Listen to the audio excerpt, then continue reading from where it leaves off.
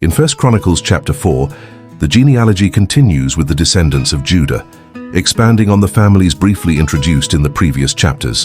While much of the chapter records names, clans, and settlements, it also contains one of the Bible's most well-known prayers.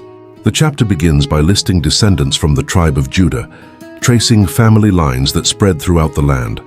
Various clans and settlements are mentioned, showing how the tribe grew and established itself in different regions. These genealogies were important because they preserved the identity of God's people and connected each family to its inheritance within the promised land. Among the many names recorded, one man stands out. His name is Jabez.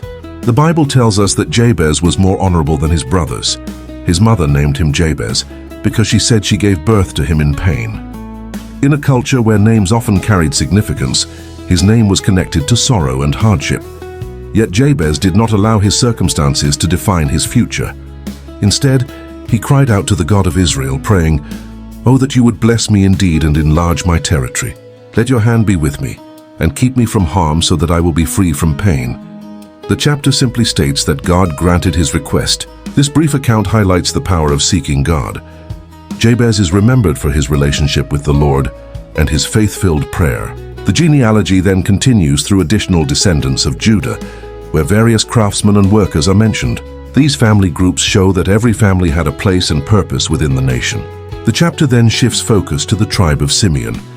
Their descendants are listed, along with the towns where they settled in the southern regions of Israel. Over time, the Simeonites grew in number and began seeking additional pasture land for their flocks. A group of leaders from Simeon traveled toward Gedor, searching for fertile grazing areas. They discovered rich pasture land that was peaceful and spacious. The people living there were descendants of Ham, and the Simeonites eventually settled in the region. Later, during the reign of King Hezekiah of Judah, some Simeonite families expanded even further toward Mount Seir, establishing new settlements. These accounts show that the tribes were not static communities.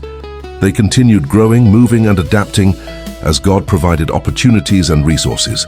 Beneath the genealogy is a powerful reminder that every family and every generation mattered in God's plan, highlighting ordinary people whose faithfulness helped shape history. The key message is that God sees individuals within the larger story. Jabez reminds us that our future is not determined by our circumstances, but by our relationship with God. Next comes 1 Chronicles chapter 5, where the focus moves to the tribes east of the Jordan River. It powerfully reveals how God worked through families and communities across many generations.